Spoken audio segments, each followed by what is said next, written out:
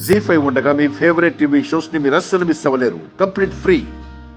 నీకొక మంచి మాట చెప్తా, గా రాజును కూడా నీకు దక్కనియ్య. చూద్దాం. రావే, నేమ్ సిద్ధం.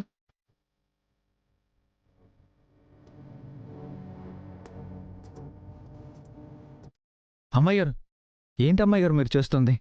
మీకెందుకు ఈ డ్యాన్స్ కాంపిటీషన్లు? కనీసం ఇంట్లో కూడా చెప్పకుండా వచ్చేశారు. వాళ్ళు ఎంత టెన్షన్ పడుతున్నారో తెలుసా? రండి ఇంటికి వెళ్దాం. రాజొచ్చిండేంది? రాజు, నేను ఈ కాంపిటీషన్లో తప్పకుండా పాల్గొనాలి. ఏం మాట్లాడుతున్నారు అమ్మాయి గారు? అయినా సడన్గా మీ గాలి డ్యాన్స్ వైపు మళ్ళిందేంటి? ఈ బాలామణి గారు ఎప్పుడంటే అప్పుడొచ్చి డబ్బు అడుగుతోంది కదా, అంత డబ్బు ఎప్పుడు సంపాదించాలి, ఎలా సంపాదించాలని ఆలోచిస్తుంటే ఈ డాన్స్ కాంపిటీషన్కి సంబంధించిన యాడ్ న్యూస్ పేపర్లో కనిపించింది. ఇక్కడ గెలిస్తే వచ్చే ప్రైజ్ మనీతో మన అప్పు తీర్చేయచ్చు అనుకున్నాను. అందుకే వచ్చాను. ఆల్రెడీ నేమ్ కూడా ఇచ్చేశాను. నేమిస్తే చెరిపోయకుండా ఉండడానికి అదేమీ పచ్చబొట్టు కాదమ్మాయి గారు. పేపర్ చింపేస్తే చిరిగిపోతుంది.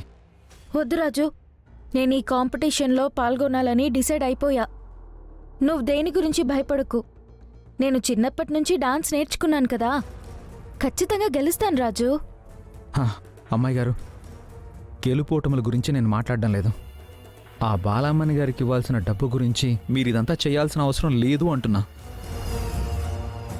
పెద్దయ్య గారికి తెలిసినా ప్రాబ్లం అవుతుంది అమ్మాయి గారు. అయినా అది నా ప్రాబ్లం అమ్మాయి గారు, నా ఇంటి ప్రాబ్లం. నేను చూసుకుంటాను అమ్మాయి గారు.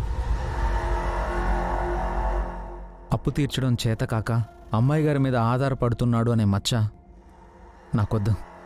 పదండి వెళ్దాం. ఏమంటున్నావు రాజు? నీ ఇంటి ప్రాబ్లమా? ఆ ఇంటికి నాకు ఏ సంబంధం లేదా?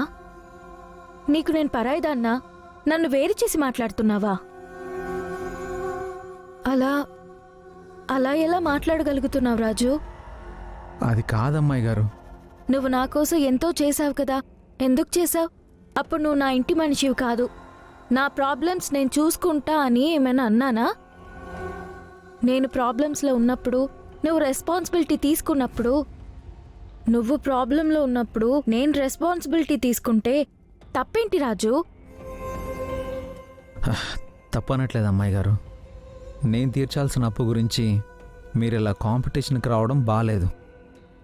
పెద్దయ్య గారికి తెలిస్తే ప్రాబ్లం అవుతుందని మాత్రమే అంటున్నాను. నాన్నగారికి తెలిస్తే అది నా ప్రాబ్లం అవుతుంది రాజు. నేను చూసుకుంటా. ఆ బాలామణి గారికి డబ్బు తిరిగిచ్చే విషయంలో నేను కూడా రెస్పాన్సిబిలిటీ తీసుకున్నాను. చెప్పిన గడువులోపు ఇవ్వకపోతే అందరినీ రోడ్డులో నిలబెడుతుంది. నా ఫ్యామిలీని నేను రోడ్డు మీద చూడదలుచుకోలేదు. అంతేకాదు రాజు, నాన్నగారికి సంబంధించిన జ్ఞాపకాల్ని ఆ బాలామణి గారి దగ్గరున్నాయి. ఈ డబ్బు ఇస్తే కానీ ఆ జ్ఞాపకాల్ని తీసుకోలేం. ఇప్పుడు వాటి కోసమే ఈ కాంపిటీషన్లో పాల్గొంటున్నాననుకో.